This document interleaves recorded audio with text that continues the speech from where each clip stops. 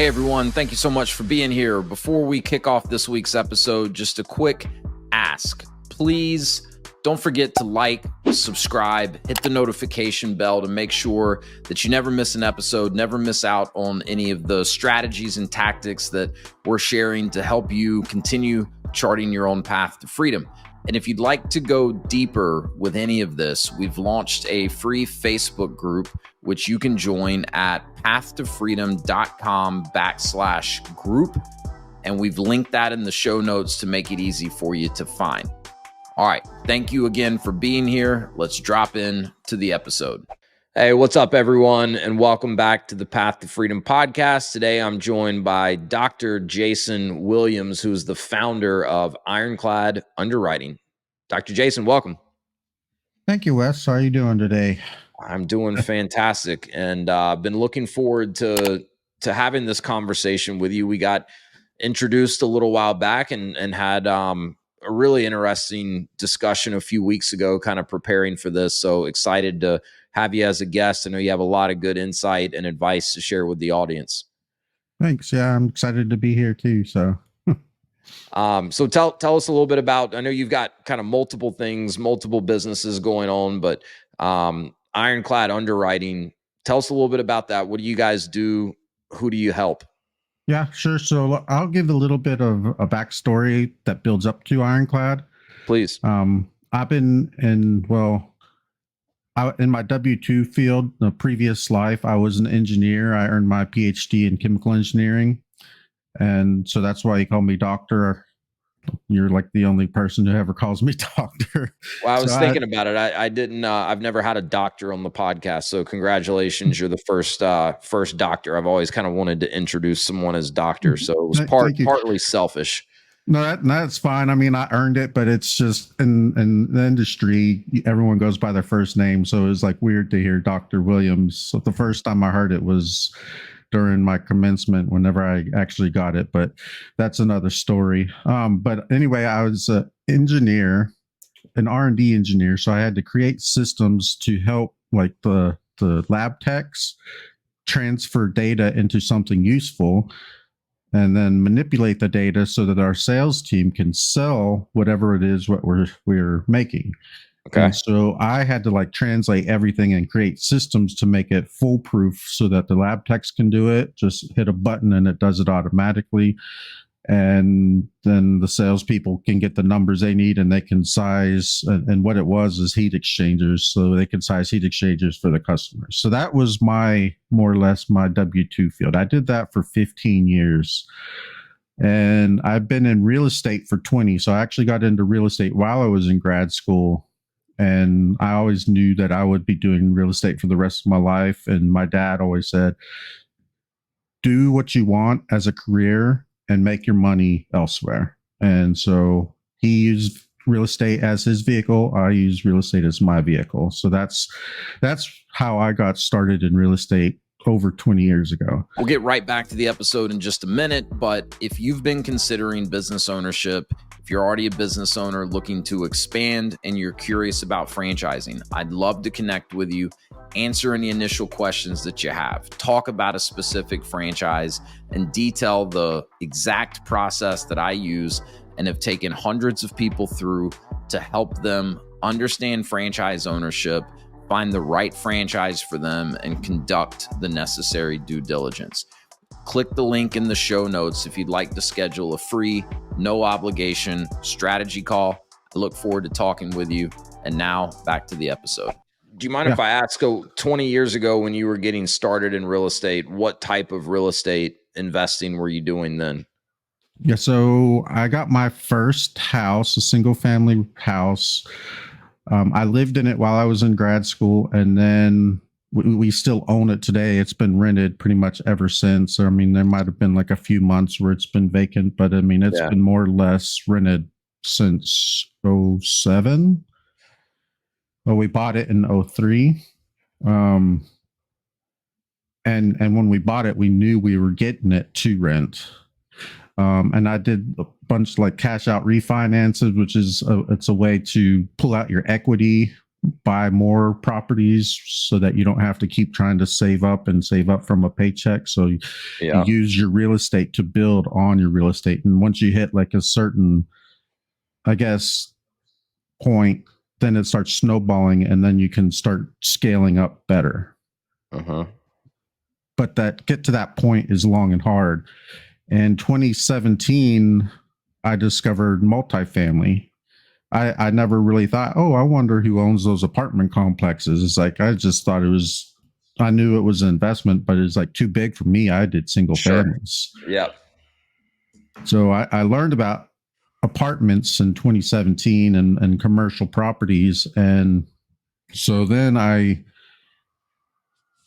from there, we jumped full, like, feet, everything. We jumped in everything into multifamily. We still have our single families because they're still generating revenue. They're building up equity. They add to our net worth. Sure. And I can still pull out the equity and invest in something else with it. But with apartments, you can scale a whole lot faster if it's done right. Yep. With apartments, I learned about using other people's money. Growing up, you always watch the movies, Wall Street and all those. It's like OPM, other people's money and all that. It's like, it never really made sense to me until I learned about apartments and how you can syndicate and get them that way. So, but that's again, another topic, but that's where it led me to this. And as an engineer, I wanted to dig deep into the numbers on how do you calculate if buying a property is good, at what price point you should buy at, how long do you need to hold before you make your money back, using investors, adding OPM. That is a whole other aspect that I never even considered that I needed to when running the numbers, because I can run the numbers and I can make maybe 150 a month in cash flow. But when I have investors, I have to split that with them, and I have to make sure that they're appeased as well, not just me, but them. Yeah.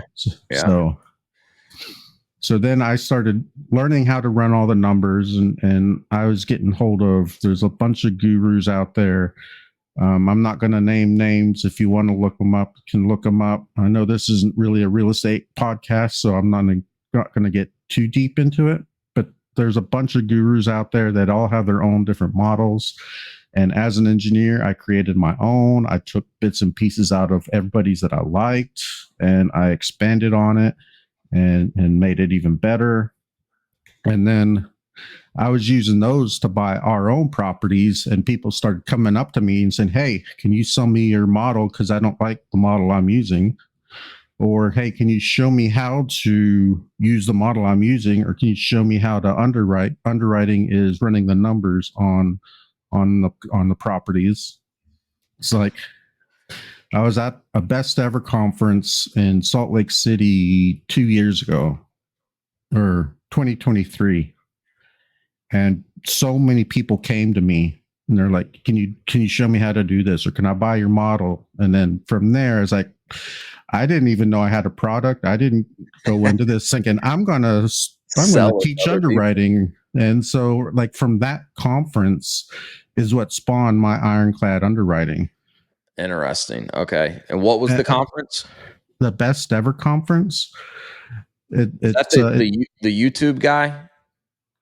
He's on YouTube. He has the best ever real estate podcast or something like that. Oh, okay. I think I'm thinking of someone else, but you said Salt Lake City, and that's what I know. This guy I'm thinking of is based in Utah too. The guy is actually based in Cincinnati, but his team, it used to be in Denver, but the person running it lives in Salt Lake. And since I'm running it, I'm just going to keep it here in my hometown. Is like, okay.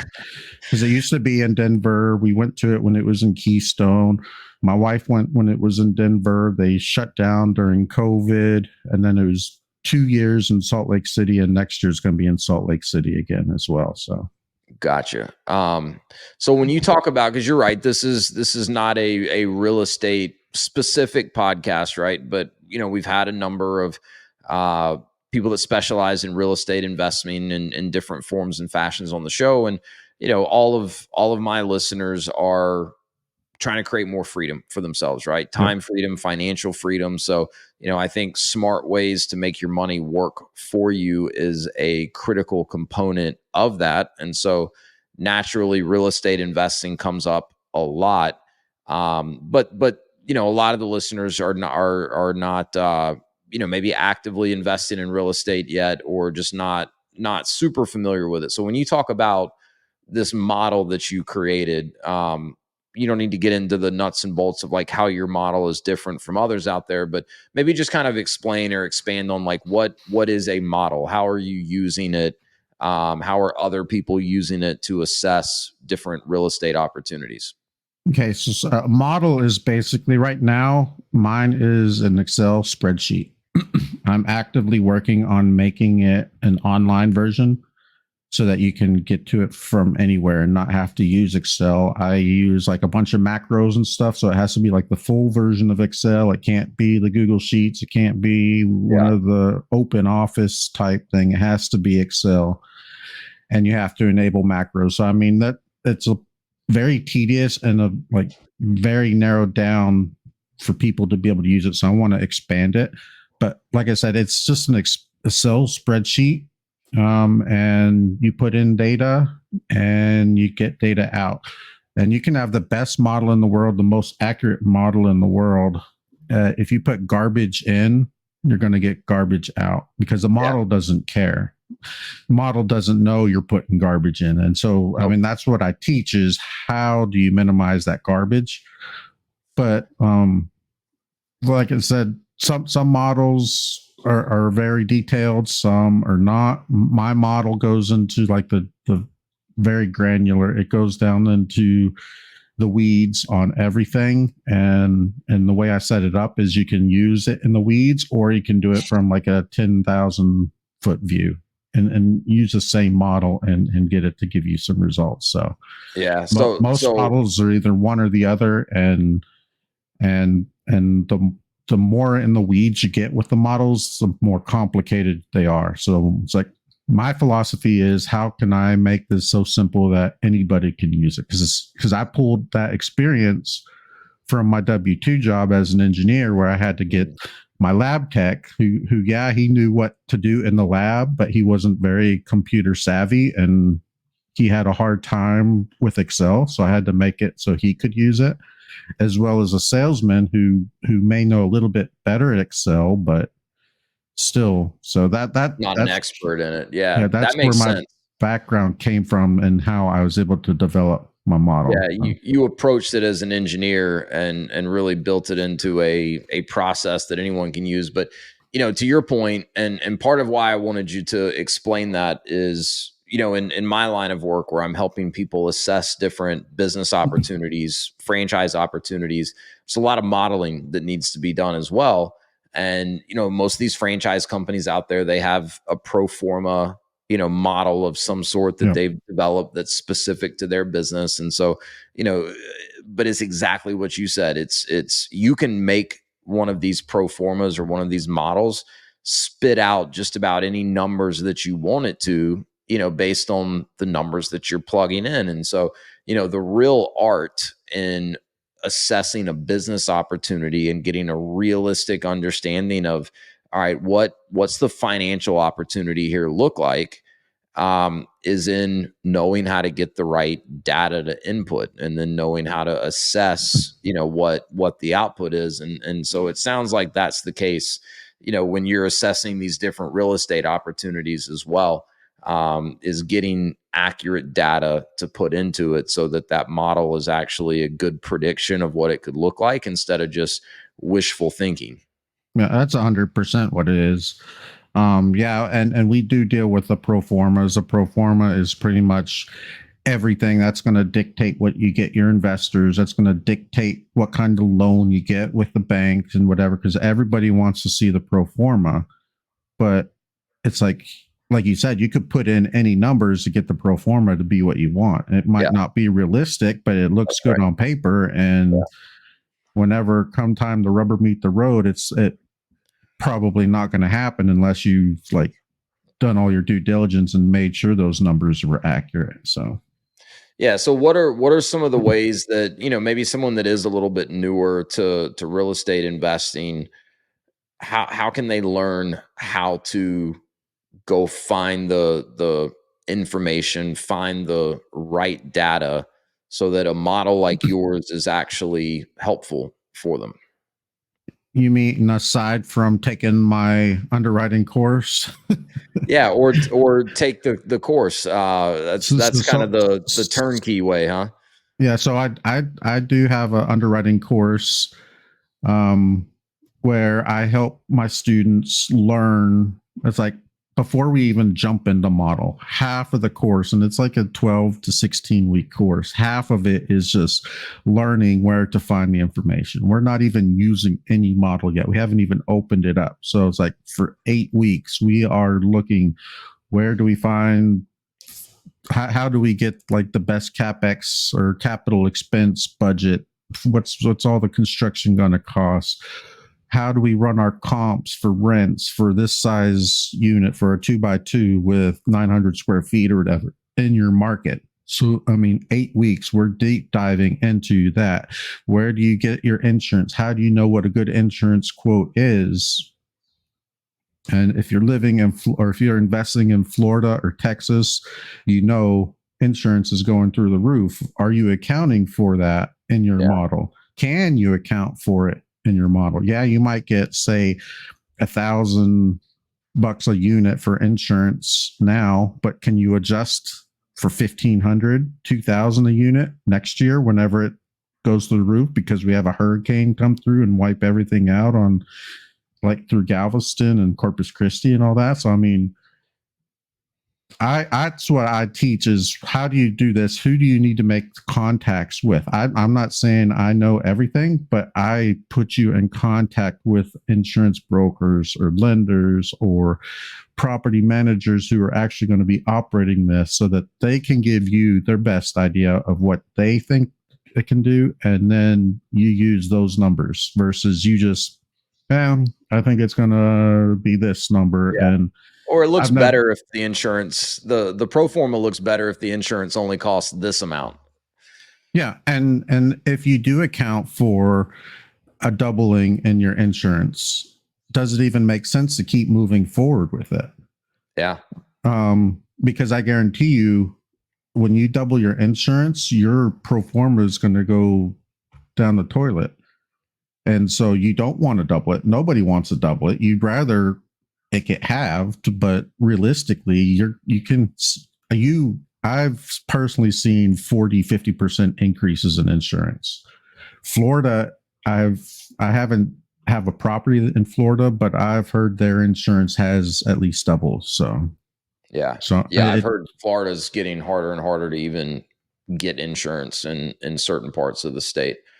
Um, so yeah, I mean, this is a pretty comprehensive course then, and I imagine some of the early education you're doing people is just understanding the lingo, because like I know that's something that was a learning curve for me when I first started, having some guests on the show that talk about real estate investing. And it was just learning you said CapEx earlier, like there's a lot of lingo that someone that's not yet really familiar with the world of real estate investing, they're just going to get a little bit lost in the lingo. So sounds like this underwriting course is a really good starting point for anyone that really wants to get serious about educating themselves on how to invest in real estate.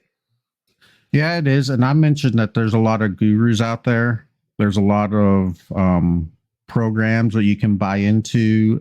They teach you how to, like, go in without any property, and within like 6 to 12 months you buy your first apartment complex, and they Yeah. walk you through every step, or at least that's what they say. I think, honestly, a typical success rate is 15%, but that's like 15% is like across the board on every single program, whether it's real estate or Amazon marketing or whatever. I mean, you have to do the work, and if you do the work, it pays off. So you can't just like pay the money and think it's going to come to you. It's like, no. But what I have seen are the people who pay the money, they don't really get too much into the underwriting. Just a lot of hand waving and glossing over. They might have a spreadsheet and say, "All right, this is how you fill it out," but Mm, they don't tell you where to get the information to fill it out. So a lot of times people just make it up as they go, and they don't even know any better because that's just what they're taught. And so a yeah. lot of my students is like I explained to them, and yeah, I actually went to some people, try to work with them whenever I was trying to kick my underwriting program off. It's like, hey, I'll let me work with you. I can be like your underwriting coach in your mentorship program. And more than one person has come back to me and said, yeah, my version is like a graduate level, and we're just trying to get people high school diplomas. So I mean, that's what you can think of. Yeah. And I know that might be scary. It's like, well, I don't want a graduate level. I just want to be able to buy a property and know if it's going to make money or not. Yeah, But but if you get some of this wrong just because you're in a hurry to get your first property done, like you may lose so bad on that you never want to do another one again. Whereas if you really take the time to educate yourself up front, the likelihood of that first investment being a really good one for you, I can only imagine it goes up dramatically.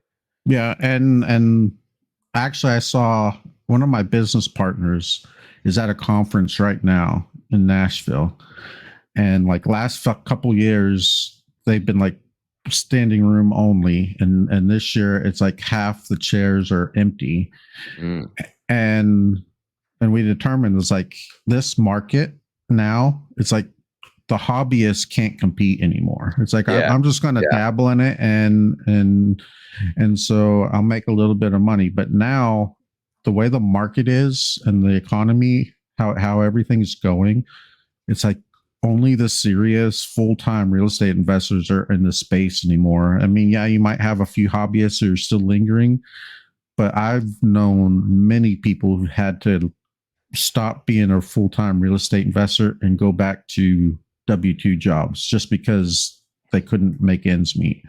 yeah. And so that's what you get is a hobbyist is getting like a high school diploma. But if you're going to do it for the long haul, you do need quote unquote that graduate degree in running the numbers. So Yeah, that makes a lot of sense. So, is your course designed for certain types of real estate investors? You know, as you've told us, you got into multifamily, apartment complexes.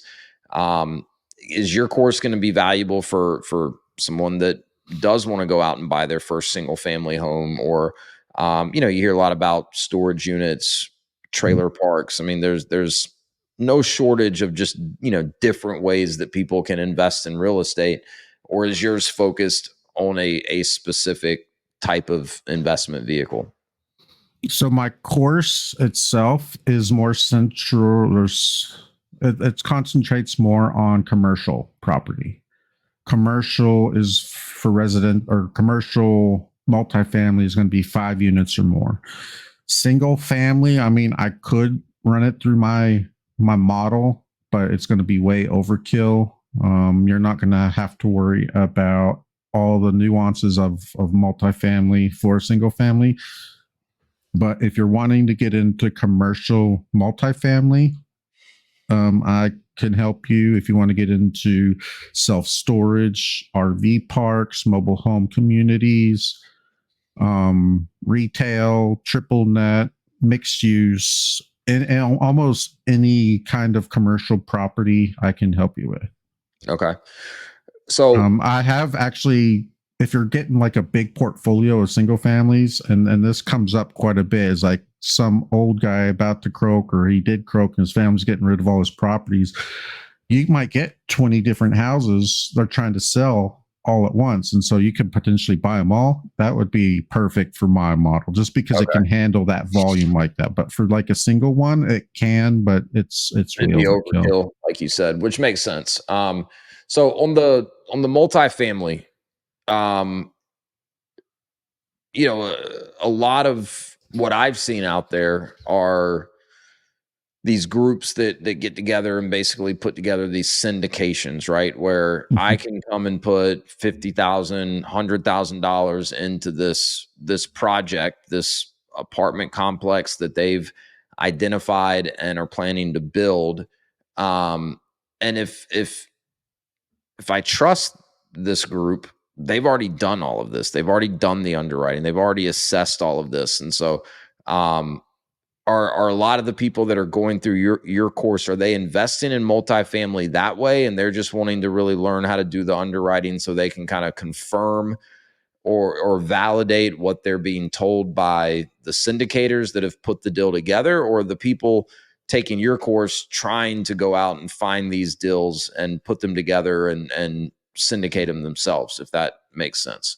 Yeah, it does make sense. I would say the majority of my students have been people who want to sponsor their own deals, and that means be the general partner. They're the ones sourcing the deals, putting everything together, doing the numbers, Yeah. raising the capital from limited partners, like what you would be if you put in Yeah. 50,000. So that's what the sponsor or the GP does. So most of my students have been that, but I have helped numerous limited partners or passive investors who they're putting up 150, 250,000 of their own money. They don't want to just throw it away. And so they want to make sure that the numbers that their sponsor put together are accurate. And Yeah. so they'll run it That makes through sense. they'll run it through my model, which is usually something completely separate. And if they get something close to the other numbers, then it's like a go. They'll do it. If it's like way off, or if you have to make some huge assumptions to Right. get those numbers, then that's going to be some red flags, and Sure. then they may only put in 50 versus 250. So Right. Yeah. Or potentially pull out of it all, or at or least they yeah, know where or they need to dig a little bit deeper, right? And go back with yeah. some questions and, hey, how are you coming up with this? Or, what did you use to make this assumption? That makes a lot of sense to me. So these students of yours that are, putting their own deals together, general partners, do most of them, did they get started in multifamily by investing as limited partners to kind of learn the game a little bit? Or like what is the background and experience when it comes to real estate investing for a lot of your students that are going out and finding their own deals and putting them together? Because to me that seems like, if they're kind of jumping straight to that, that's a pretty steep learning curve versus kind of easing into it through other types of real estate investing. So a lot of them join like a mentorship program or a guru program or whatever. Well, they'll put in like 40, $50,000 to join a program where they're supposed to learn everything. So some of them don't feel like they've learned quite enough, and so they're wanting to get education elsewhere, or maybe they just want a different opinion on things. Um, so I've had a few that have come from other programs. I've had a few. I've had a lender and actually a broker as students because they wanted to learn how to run the numbers for properties that they're trying to sell, or for lending, because it's like, yeah, their lenders do some underwriting, but they want to see how is it from like my standpoint as a buyer or something like that. So I've had lenders and brokers as students. Um, but most of them have come from another program that they were unhappy with or they wanted to expand on. Um, I've had most of my students also, if they haven't come from a program, have been like LPs and deals, and typically what I would recommend is LP in some deals if you can, and learn how everything works. Yeah.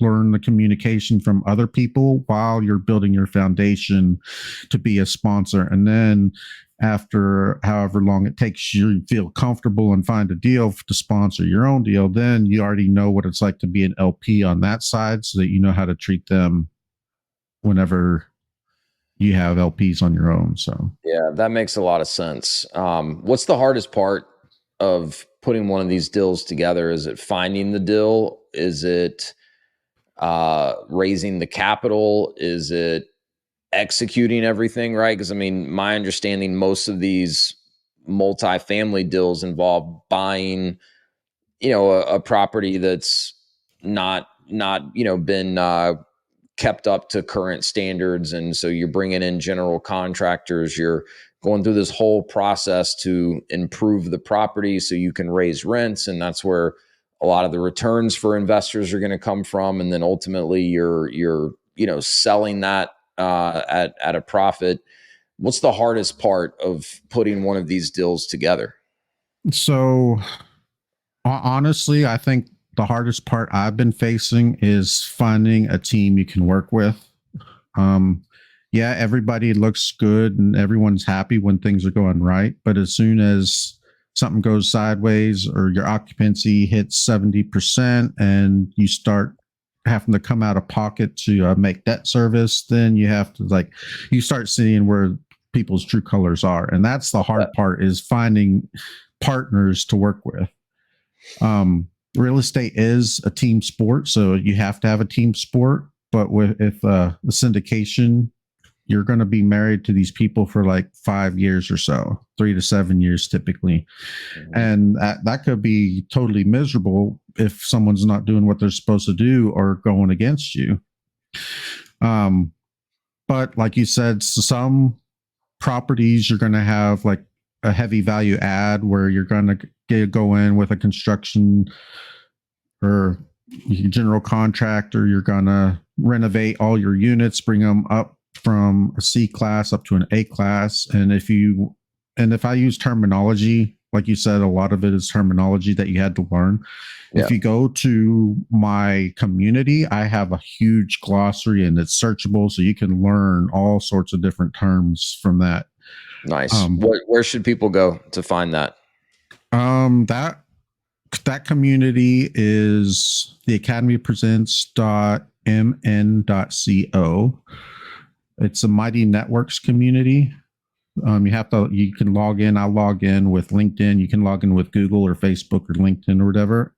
That part is free. I have a lot of free resources there where you can go in and you can use the glossary.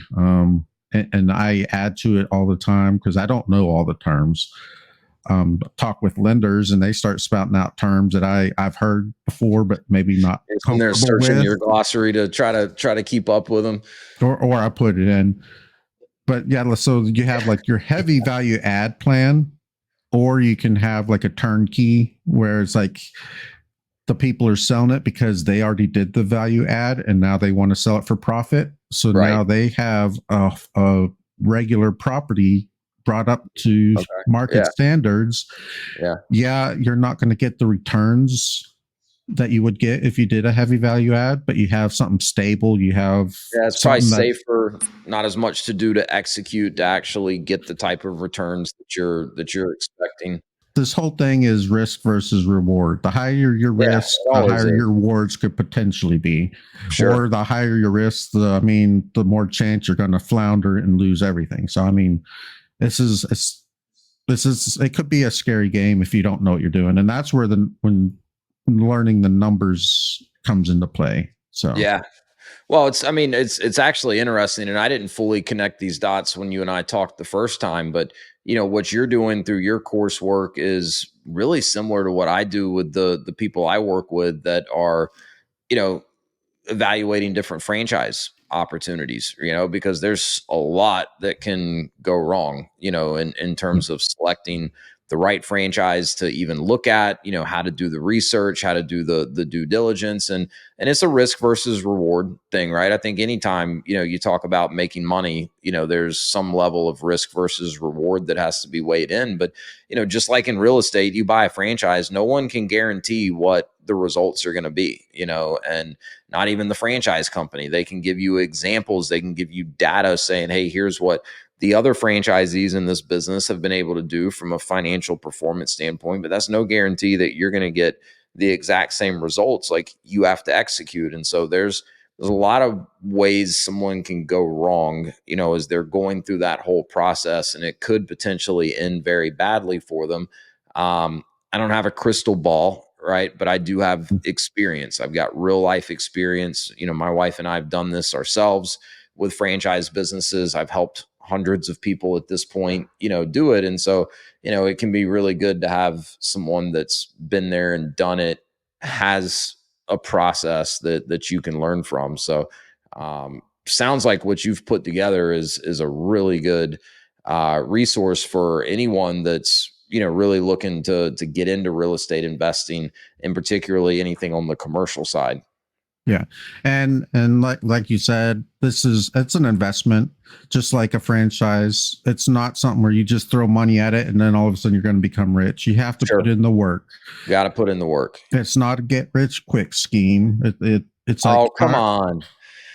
Come on. I thought we were going to have a get rich quick scheme where you didn't have to put any time or effort into it. yeah, well, that's Wouldn't that be nice? people are learning that real estate is not that. Yeah. I've known people who have been foreclosed on over the last year and a half. They've lost over 100 million in investor money because of how they operated. And so, I mean, you can lose it all. Yeah. Or you can make money with it. So I mean, it's all how you operate, how you play the game. Yeah, it's execution, and it's who you choose to partner with too, right? I mean, you mentioned that earlier when I asked what's the hardest part about this. It's the team that you're working with, the partnership. Same thing in business ownership, right? I mean, in the case of a franchise, like the franchise company and the people behind it, like you're entering into a business partnership with them. Like you need to feel very confident in that before you enter into it. And then you got to put time, effort, and energy into, making that a positive partnership instead of a negative partnership, because there will be tensions, there will be ups and downs. And you can either fight through it with the people that you're partnered with, or you can fight against them, and likely the outcome is worse for everyone if you choose that route. What types of, speaking of like investor money being lost and stuff, like what types of regulations are there out there, for someone that's putting together one of these deals? Are there regulations around what you can say in terms of projections, based on all the modeling that you're done? Are there or is it regulated at all? Is there any potential recourse if someone invests their money, it's managed badly, um or is it totally just, hey, if you choose to invest your money with these people on this deal, you better have done your due diligence ahead of time? We'll get right back to the episode, but I wanted to quickly share a free resource with you. If you're curious about franchise ownership and want to learn more about how countless people, including myself, have leveraged franchising as a way to create more freedom for themselves and to take control of their livelihood, I've put together an ebook. It's called Franchise Wealth Creation, and it's the perfect starting point for anyone that's just curious to learn more about this whole franchise thing and how I've helped hundreds of other people navigate all the steps involved in understanding and researching franchising. So click the link in the show notes, fill out a short form. I'll send you the ebook. I think it's a great starting point if you're curious at all about learning more about franchising. All right, let's get back to the episode. So one, yes, if you want to invest your money with these people, you have to do your due diligence. Two, for a proper syndication, if you're using other people's money, you have to go through an SEC filing. You can do a 506B, okay, a 506C. You can do like a crowdfund or a Reg A.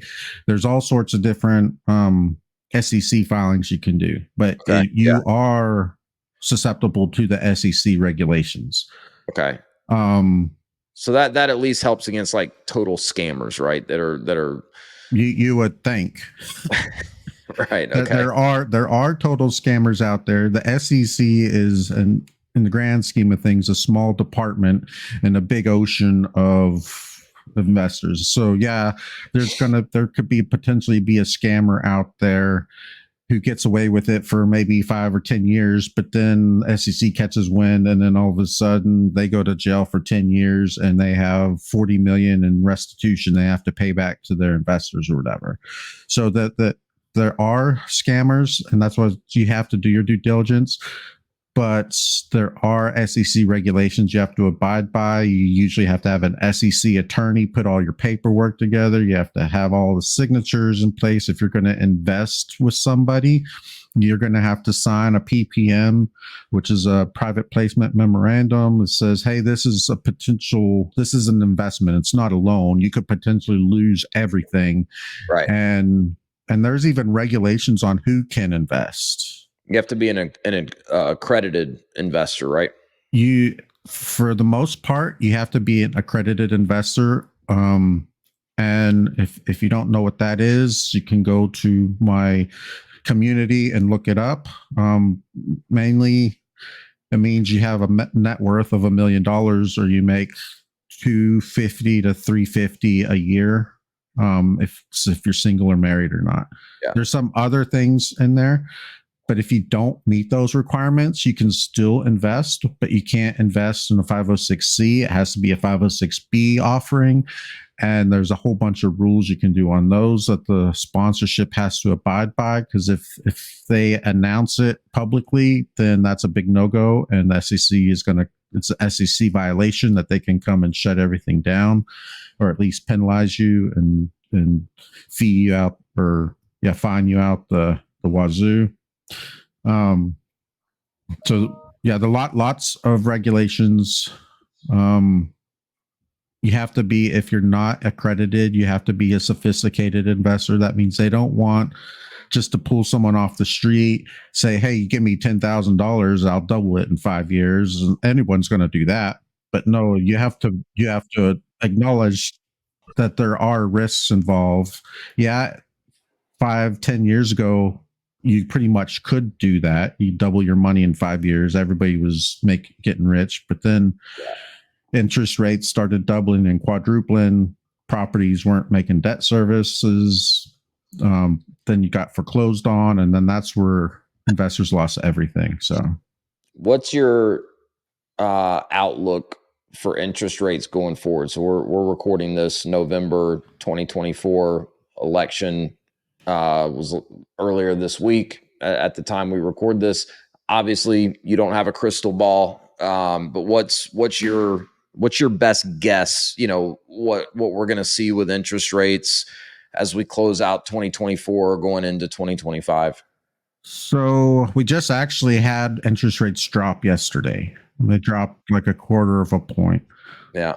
I've heard that they're going to drop again, either at the end of the year or early next year, another like 1/4 point. They were going to, from what I heard, they're going to do like 1.5 points over like 18 months. And we're about halfway through that right now. So halfway through that 1.5 points, you mean? Yeah. So yeah. we might, and time frame. So we might get another 0.5 point early next year, if not at the end of this year. So that, and I don't like put all my stock and it's like, oh, we're going to go, interest rates are going to start dropping. And I just sort of like go with the flow. If the interest rates are going up, I just adjust my numbers to see if they'll make sense to accommodate a higher loan. If they go down, it's like, woohoo, bonus, or it means I have to increase my purchase price because the seller knows the interest rates are going down. So, I mean, yeah, I mean, I think you want to keep yourself in the game, right? Versus trying to wait on the sidelines. And if you're just going based on what the interest rates are going to do, like it's going to get real competitive if you're only trying to find deals when the rates go down. Yeah, my wife's grandparents got into real estate in the late 70s, early 80s. You know what interest rates were then? 20s. Yeah, they were double-digit interest rates. Yeah. And they bought properties. They were successful at it.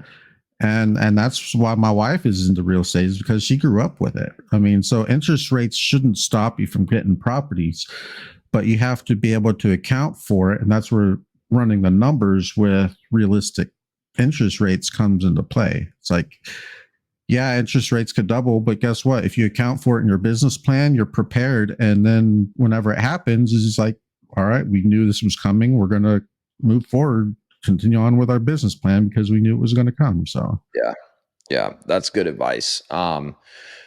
Really good advice. Well, tell people again where they can connect with you. I know you've got a ton of great resources out there, many of which are free. And then, the course, the Ironclad Underwriting course sounds phenomenal. So where can people go if they want to learn more about that? So my website is ironcladunderwriting.com. From there, you can get to my community. You can sign up for the course. You can pretty much do everything. If you want to contact me personally, I have my information there, but also on LinkedIn a lot. I'm not so much on Facebook. I post on Instagram and TikTok, or my team does. I don't really get on there that much. So if you want to message me, do it through LinkedIn or contact me through my website. So awesome. We'll put all that in the show notes to make it easy for people to find. But Jason, appreciate it, man. I learned a lot just in the conversation that we had today. And I've had a few, real estate investor, I don't know if they'd consider themselves gurus, but specialists on the show. And I learned a lot talking with you today, and I know the audience will as well. So go check out Jason's course, go check out his community. If you have an interest in learning more about real estate investing, I know it's something that is top of mind for my wife and I. We've done a little bit of it, but we definitely want to do more of it. And love the advice you gave at the end. Don't sit around and wait for the timing to feel perfect on this type of thing. It'll never be entirely perfect. If you've got a goal, go start taking some action towards that goal. Don't wait. yeah, I always like the quotes, like the best time to plant a tree was 20 years ago. The second best time is right now. So right now, yeah, it's a good one, and it's so true too when you think about it. I say this all the time, but I'm like, at the end of our lives, we won't have really any regret about the things that we tried that maybe didn't work out as well as we'd hoped it to. We're going to have regret about the things we didn't try that we wanted to try. So, I think that's an important thing for people to try to carry with them on a day-to-day basis as they're making decisions, and I say this all the time on the show, but when I was able to kind of shift my mindset to be more afraid of regret than I am afraid of failure, that's when the world really kind of opened up for me. yeah, the whole thing, investing, franchise, real estate, anything, entrepreneurship, the whole thing, it's all mindset. Yeah. It's you have to open your mind, be more like abundance oriented versus like scarcity mindset. Yeah. And if you see that, it's like the sky's your limit. So yeah, opportunities will find you, if you're even just kind of subconsciously on the lookout for them and opening yourself up to it. So really good stuff, Jason. Thank you so much. Really appreciate you being on the show. And thanks for everything that you shared. I know I learned a lot, and I know the audience will as well. Cool. Thanks for having me.